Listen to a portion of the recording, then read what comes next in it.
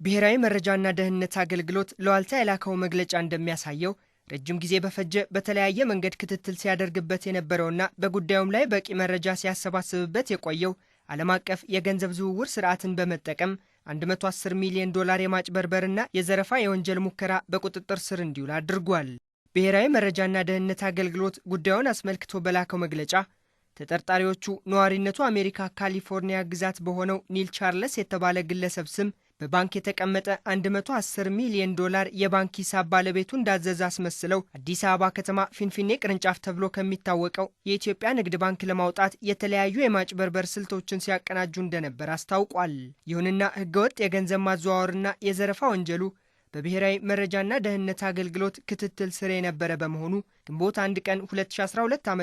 በመጀመሪያ ዙር 60,990,939 ብር ከተጠቀሰው ባንክ አውጥተው በማዳበሪያ ጭነው ባዘጋጁት ተሽከርካሪ ሊወስዱ ሲሉ ቀድሞም በጥብቅ ክትትል ስር ስለነበሩ እዚያው ባንክ ውስጥ እያሉ በፖሊስ ቁጥጥር ስር እንዲውሉ ተደርጓል። ወንጀሉን በማቀነባበር ከሚታወቁት መካከል አዲሚ አድሚር አብዱራፊ የተባለ ናይጄሪያዊ ኢትዮጵያ ውስጥ አዲስ አበባ ቦሌ ክፍለ ከተማ ወረዳ 1 ሸገር እንግዳ ማረፊያ በቀን 450 ብር እየከፈለ ከ1 ዓመት በላይ በመቀመጥ ተልእኮውን ለማስፈጸም ሲንቀሳቀስ እንደነበር ብሔራዊ መረጃና ደህንነት አገልግሎት ሲያካሄድ በነበረው ክትትል አረጋግጧል። ይህው ግለሰብ ተልእኮውን ለማስፈጸም ዓለም አቀፍ ኤቲኤም ካርድ ያዘጋጀ ሲሆን ገንዘቡንም ከአሜሪካዊው ኒል ቻርልስ የባንክ ሂሳብ ቁጥር በቀላሉ እንደ ባለቤት ሆኖ ለማውጣት ያመቸው ዘንድ በኢትዮጵያ በዘርፉ ልምድ ያላቸው የሳይበርና የአይቲ ባለሙያዎችን እንዲሁም ተያያዥ ሙያ ያላቸውን ግለሰቦች በመለየትና በማጥናት የጥቅም ተጋሪ በማድረግ ሲንቀሳቀስ መቆየቱ ታውቋል። እንደ ብሔራዊ መረጃና ደህንነት አገልግሎት መግለጫ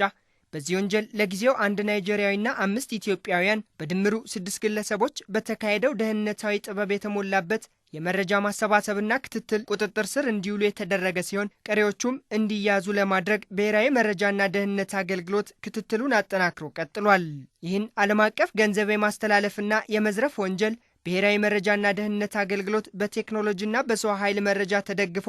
በጥብቅ ሙያዊ ዲሲፕሊን ከጅምሩ እስከ መጨረሻው ድረስ እየተከታተለና ተገቢውን አመራር እየሰጠ ውጤታማ እንዲሆን ማድረጉንም ጨምሮ ገልጿል። ብሔራዊ መረጃና ደህንነት አገልግሎት በሀገር ደህንነትና በሕዝብ ጥቅም ላይ ከፍተኛ ጉዳት የሚያስከትሉ በሀገር ውስጥ የሚፈጸሙ እንዲሁም ዓለም አቀፍ ወንጀሎችና ህገወጥ ድርጊቶችን በማክሸፍ የሕዝብንና የሀገርን ደህንነት እያስጠበቀ እንደሆነ በተከታታይ ካካሄዳቸው ኦፕሬሽኖች በመነሳት ለሕዝቡ ይፋ ማድረጉን ገልጿል። የዚህ አይነት ተመሳሳይ ወንጀሎች እንዳይፈጸሙ ህብረተሰቡ የተለመደ ትብብሩን አጠናክሮ እንዲቀጥል ጥሪ ያቀረበ ሲሆን ይህ ኦፕሬሽን የተሳካ እንዲሆን የኢትዮጵያ ንግድ ባንክ አመራሮችና